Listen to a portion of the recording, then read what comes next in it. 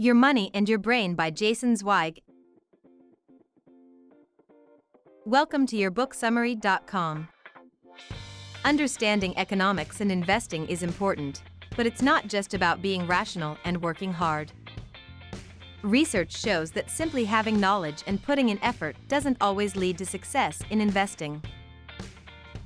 Even experts in economics may not be successful investors.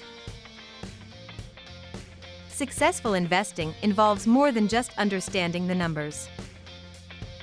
Our brains make decisions based on various factors like emotions, fear, risk, and intuition. It's not about ignoring emotions, but knowing how to use them wisely. In summary, being a successful investor is not just about knowledge and hard work. It's about understanding how your brain works and using emotions in a smart way when making financial decisions. I hope you found the information about Your Money and Your Brain by Zweig.